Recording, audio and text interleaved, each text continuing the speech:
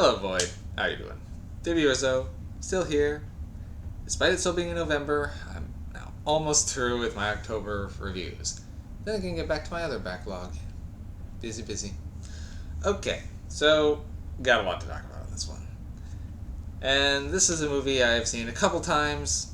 I keep trying to give it another chance, but it's still just not working for me. It's one of those films where I was excited to see it because I was back many years ago. I was backfilling a lot of horror films that I just hadn't seen, a lot of the classics, and one very long running series, and before everyone just co-opted and just started making their own, was the Amityville Horror. And I want to say I like this movie. I do want to say it. I don't know if I can. The first time I saw this, I just had a reaction of, what was that? And tried it again a few years later, had kind of a similar reaction, and now, third time's still not a charm on it. And this time I actually watched it with my partner, who's, well, not the biggest into horror films. I wanted to see if it would either scare her or do something. And she just didn't say it was a bad movie, but definitely that it had some problems. And while talking about it, we kind of came up with a few ideas on why it felt so off. That's what I think of this. The movie itself, I think it just feels off. A lot of it's just odd. Now, the remake, which is a half hour shorter, I actually really like. And I remember the sequel, Amityville 2, The Possession, I also remember liking. Now, that one I don't have as much of a memory of, but I remember liking it. Okay, so let's break this one down. Because at surface, it works. The storyline works, even if you take out the whole based on a true story. That's not really a true story. That could become a whole blown up thing. Okay, so Amityville Horror. The Lutz family moves into a house. It's their first house. And, well, as soon as they move in, things start going wrong. Little strange things here or there. I mean, you got the priest who comes in to bless the home. And he has an incident. More on that later. And, then George, our main, then the father and stepfather, really, in this family, is getting weird. He keeps getting colder, keeps chopping wood, becomes more aggressive. Things are just a little odd there. And a bunch of random mishaps keep happening, leading the family to believe there's something wrong with their house. Now, they knew about the murders. I didn't mention the murders. There were murders. About a year before the Lutz family moved in, a family of 6. Well, one day their teen or 20-year-old son just grabs a shotgun and went and killed everyone, seemingly out of the blue, and apparently the voices told him to do it. Okay. So, the score is good, the acting's good. Never had a problem with that. The effects, the pacing, and the dropped plot lines and seemingly randomness that seem to go nowhere. That's where I have the problems. Okay. So, there is a lot going on. This movie is near 2 hours, and it doesn't have to be. Like, the film takes place over, I think, 20-some days, but it feels like it's months. The pacing is just strange. Like, you'll have something happen, and then it'll kind of cut, and then something else will happen. It'll seem like time has passed when it's really either later that day or the next day. It's weird. The flow just doesn't match. And the thing is, something horrifying will happen. The family will react. It'll be like having a reaction to it, and usually not knowing what to do, and they'll just show them going to bed. They're just like, okay, that was weird. Let's move along. Like one scene, they're pretty much discovering something in their basement because their friends, because George's friend's wife is slightly psychic, and leads him to a wall, a false wall. They open it up. He sees a strange vision. This is the gate to hell. Then they go to bed. The weird lack of communication things is kind of a constant thing. Like, you don't see people's reactions to things. You'll have an initial thing and then it just drops it. And that's a consistent thing. Like the priest, I mentioned him before. Like, one of the first supernatural incidents is the priest comes into the house to bless it. Now, the family doesn't notice him come in because they're out in the yard doing things, so the priest just lets himself in because it's the 70s, and begins trying to bless the house. The house don't want to be blessed. The house does not want to be blessed. So, a bunch of flies come out of nowhere and attack the priest and chase him out of the house. Also, the house commands him to get out. So what does the priest do? Yeah, he runs out. Does he go to the family, which you see outside? No, he just leaves. I mean, he's having a strong reaction, yes, but you'd think he'd want to at least go to the family. And then, like, I think he tries calling them, but seemingly a couple of days later, maybe. Time's weird here, like I said. But he tries to get a hold of them, but the house keeps not letting it happen. Now, Kathy, the mother of the family, she keeps trying to talk to the priest. But she doesn't actually go to the priest. No. That could have actually solved a lot of problems, perhaps. Or at least given them some better warning. Nope. She just tries to call. Oh, he's not feeling well? Oh, too bad. I'll try later. Or when she tries calling, the phone keeps not working. Then she just doesn't think to go drive to see him. No. It's just dropped. It's another weird thing. Now, the things like that kind of have these weird plot lines that just seem to go nowhere. Now, the priest has his own kind of arc here where he gets attacked by ghosts or demons or something later and goes blind. And his priest friend's kind of seeming to him, and he was getting into a row with the church, and then that just stops and doesn't really follow up anymore. Then George is having some problems with his business. His friend's coming over. His check's not being the boys can't be paid. All of this is going on. It doesn't really go anywhere. It just seems to drop it. The family just later on just doesn't. What's his failing business doesn't really get talked about again. The family sunk a lot of money into getting this home. Doesn't really drop up what happens when they just try to leave. So yeah, a lot of things start looking like they're going to go somewhere, and then they don't. Next qualm I'm having here is the effects. They are lame.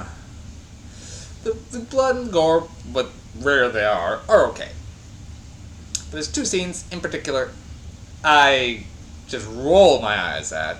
The first time I watched this movie, it's later on in the film. They've already had some spooky happenings, and it's essentially the mother is going to a window, hears her daughter talking to her invisible friend, which is a ghost, and hears something go outside, and just tells that's where she went, and sees goes over there and sees red eyes staring at her. This is like a Spirit Halloween effect, where you just see these two little pinpoints of red blink on at a different angle, blink on again. It's like, it looks like just two lights, just dink, dink. And she is acting like it's the scariest thing she's ever seen. And next is the weird rat pig thing. If you know, you know. One of the later scenes in the movie when George is coming back and starts getting ready to, essentially, he's getting kind of possessed and is going to repeat the incidents from before where he attacks his family. He drives home, looks out the window, and sees this rat, pig, I don't even know what it's supposed to be, thing in the window, kind of floating around. What was that? Okay. And the third thing is the entity itself. Oh, wait. Speaking of dropped plot lines, I dropped a dropped plot line I didn't talk about. And that is George looks a lot like the person who went on the rampage a year before. Everyone keeps saying he's the spitting image of him, or doing a double take. It is shocking. And when he opens up a wall, he sees like a ghostly image that looks a lot like him. And when they see him in the photo, in the paper, looking at the event, it looks just like him. What does that mean? I don't know. The movie doesn't do anything with it other than having people just react. It doesn't do anything. Like, was it him slowly looking more like him as it goes along? I mean, maybe he's getting a little scruffier and a little shaggier, but no, I don't know. He does him looking like the person who I guess was supposed to be like younger. I think doesn't make any sense. To me, you know what George looks like? He looks like my dad in the late '80s. Same plaid, same beard, same shaggy hair. Looks like my father. It's weird. Actually, it's a little uncanny. Okay, tangent. Now, the final thing that I gotta nitpick is the entity in question. I have no idea what rules this thing operates under, or why it does some of the things it does. It is random. Okay, so the entity is I can't remember his first name. His last name is Ketchum. They go into more of that in the remake, but here it's kind of either he was like a Satanist or something and did some sort of ritual in the house, maybe opening a gate to hell. Kind of unclear. Again, this movie's very vague, but he's the main antagonist spirit, I guess. And he's the one that drove the family of the past, the son, to go after everyone with a shotgun. And it's kind of implying that he's driving George to go around killing people with an axe, but they do it too subtly that it's kind of hard to tell what's supposed to be happening. Now, it's kind of unclear whether it's a demon or ghost angle that they're working. They kind of told the line between both. Also having like the girl talking to a ghost of the dead kid. So, there are some ghost elements and some demonic elements. One thing I don't get is what this ghost is capable of. First, his range and powers, or what. So, usually a haunted house is constrained to the house.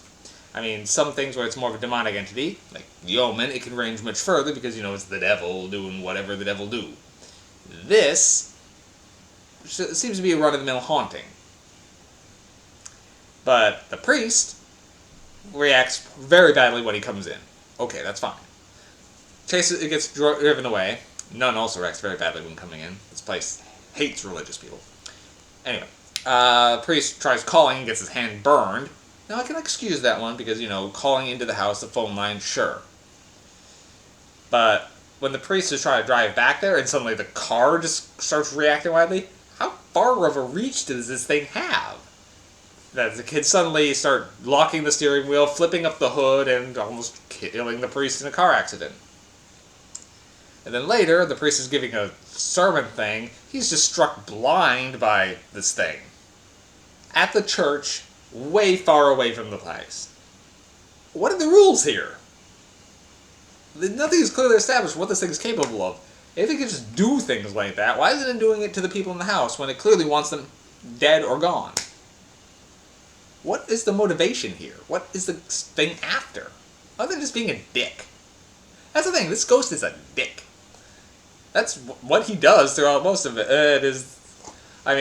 Sure, there's some standard haunting things. Chilling the thing down, sure, that's just aggravating George to make him more likely to kill his family. Giving him his axe fixation. Sure. Fine. The ghostly lights and even the weird pig thing is a haunting manifestation. Okay. Ghost girl talking to the daughter. Fine. But there's a few things that are weird. Ghost-induced impotency? I mean, there's a very short scene where George is with his wife and she's like, it's okay, it happens to everyone. Like, you can't get it up because of ghost? Why? I mean, sure, that's okay that that's a ghostly symptom, but it doesn't make any sense to just include it. It's just a weird random one-off. It doesn't amount to anything either. Second one, the ghost robs them. I'm not even kidding. Like, George is feeling feverish, feeling sick. Okay, ghostly stuff. I'm fine with that. But they're going to Kathy, her brother, is getting married. George is the best man. And the brother keeps recounting the $1,500 that he's got to pay to the caterer. He wants it in cash. He's got the cash. He's really concerned about losing this cash. Ghost takes the cash. Yeah, they were robbed by the ghost. Why? Why would the ghost bother? The ghost is just dicking around. I mean, later on, when the walls are bleeding, earlier on, when the house is whispering, "Get out!" Okay, fine. Ghostly manifestations. Why is the ghost taking their money? The ghost's a dick. As much as I'm complaining, the acting is good. The story isn't bad, but needs to be tightened. It's got potential, and I think that potential is really utilized in the remake. I actually do enjoy the remake a lot more than this one.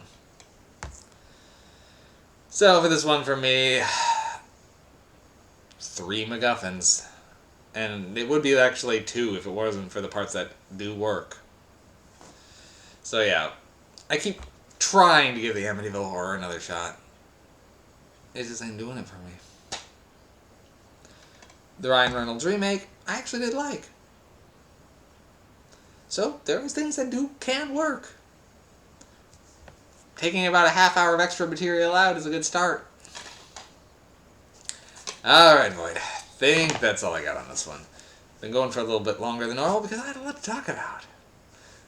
Like I said in a couple of my other reviews, if I've got something to nitpick, it gives me a lot more to talk about. Alright. Got that out of my system. Now I can put this one on the shelves for another 5 to 10 years before I decide to give it another chance. It'll happen, I'm sure. Alright, Void. Take her easy. I have noted I've got a couple requests that I've been getting, so I will see about tracking those down at some point. I have my infinite backlogs to get through, but if I do come across these films, I will probably bump them up in my queue just to give the people what they want. Alright. Take care, Void. It's been a pleasure.